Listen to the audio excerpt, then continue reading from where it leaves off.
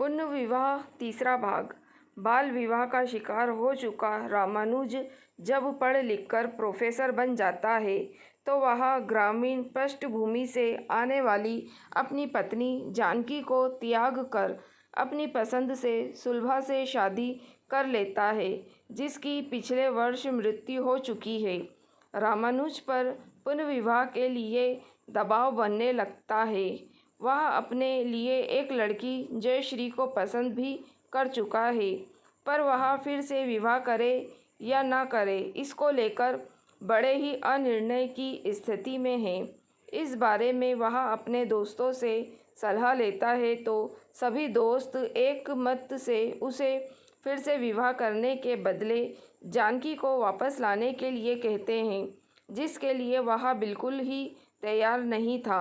मित्रों की सलाह का मान रखने के लिए वह जानकी को लाने को तैयार हो जाता है, पर उसकी योजना है कि वह जानकी के साथ कुछ ऐसा व्यवहार करेगा कि या तो जानकी उसके पास आए ही नहीं, और यदि आए भी तो अपनी उपेक्षा देखकर वह खुद ही उसे छोड़कर चली जाए और फिर वह आराम से जयश्री से शादी कर लेगा। इस तरह दोस्तों का मान भी रह जाएगा और वह अपनी पसंद की लड़की से शादी भी कर सकेगा। अपनी योजना के तहत वह जानकी को लाने के लिए खुद न जाकर उसे लीवा लाने के लिए यह सोचकर अपने नौकर को वहां भेज देता है, ताकि जानकी इसे अपना अपमान समझकर नौकर के साथ यहाँ आने से मना कर दे। फिर सांप भी मर जाएगा और लाठी भी नहीं टूटेगी। पर जानकी बिना किसी शिकवे शिकायत के नौकर के साथ ही खुशी खुशी चली आती है और उसके यहाँ आकर पत्नी की सारी जिम्मेदारी बखूबी निभाने लगती है। रामानुज उसे अपमानित करने का कोई मौका नहीं छोड़ता है। वह देर रात तक घर के बाहर रहता है ताकि जानकी से उसका सामना कम से कम हो, और अपने कमरे में अकेला सोता भी है। जब वह दूसरे दिन फिर से देर रात घर लौटता है तो जानकी उस दिन भी उसकी प्रतीक्षा में ड्राइंग रूम में बैठी मिलती है। अब आगे। मैंने कहा था ना तुमसे कि मेरी चाकरी को घर में नौकर है, तुम्हें चिंता करने की आवश्यकता नहीं है। नौकरों को मैंने छुट्टी दे दी है। मुझसे बिना पूछे मैं आपकी पत्नी हूँ, कुछ निर्णय लेने का अधिकार तो मुझे भी है ना। अब मैं आ गई हूँ तो फिर नौकरों की क्या ज़रूरत है। वैसे इस घर में काम ही कितना है। जानकी ने कुछ गलत तो नहीं कहा था, लेकिन रामानुज उसकी बात सुनकर झीक सा गया। वह मन ही मन सोचने लगा कि यह तो बेवजह ही अधिकार जता रही है और घर में घुटपैठ करने की कोशिश भी कर रही है, लेकिन उससे कुछ भी बोलते नहीं बना। उस दिन वह रात भर ठीक से सो भी नहीं पाया, इसलिए सुबह जल्दी उठकर भागने की उसकी योजना भी आज विफल हो गई। सुबह सुबह जानकी से उसका सामना तो होना ही था। आज उसे उठने में देर हुई तो जानकी चाय का ट्रे लेकर ऊपरी तले पर उसके बेडरूम में पहुंची गई। जानकी को अचानक अपने कमरे में पाकर बेचारा रामानुज अपने अस्त व्यस्त कपड़ों को इस तरह से संभालने में लग गया जैसे कोई पराई स्त्री उसके कमरे में घुस आई हो और उसने इसे इस तरह से अधनंग देख लिया हो। कपड़े ठीक करते हुए ही वह बोला, तुम यहाँ क्यों आई चाय देने? क्या मैं आपके कमरे में भी आ भी नहीं सकती? ये तो बड़ी ढीठ लगती है। हर रोज़ एक नए अधिकार के दावे के साथ मेरे जीवन में प्रवेश के लिए प्रयासरत है। मन ही मन सोचने लगा, ठीक है, रख दो चाय, मैं पी लूँगा। आप मुझसे नज़रें चुराकर क्यों बात करते हैं जी? मेरी शक्ल इतनी बुरी तो नहीं कि सुबह देख लो तो फिर दिन भर पानी ना मिले। कहते हुए जानकी खिलखिलाकर हंस दी और बाहर चली गई। रामानुज ने आज पहली बार जानकी को नज़र उठाकर देखा था।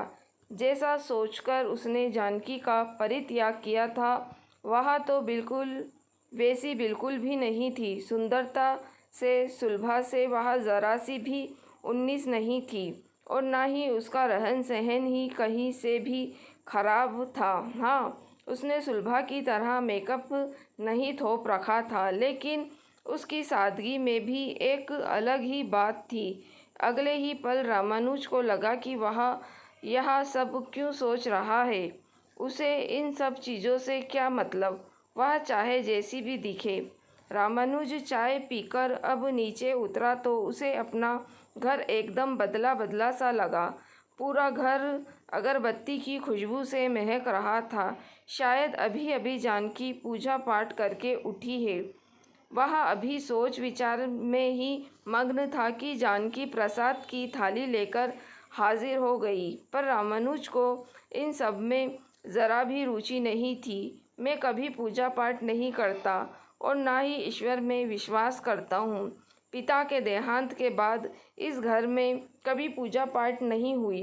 बेहतर होगा कि तुम भी अपनी नौटंकी इस घर में ना चलाओ और ना ही इस घर को अपने अनुसार चलाने का प्रयास करो।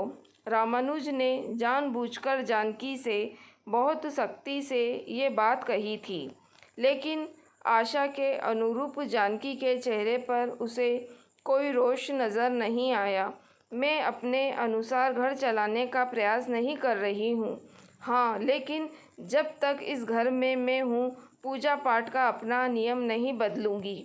बरसों पूजा करके ही तो आपको पाया है। अब अगर पूजा छोड़ दूँगी तो ईश्वर समझेंगे कि मैं स्वार्थी हूँ। काम बन गया तो उन्हें भूल बैठी। जानकी फिर खिलखिलाकर हंस पड़ी और किचन में चली गई। अब तो रामानुज फिर से अचंभित रह गया।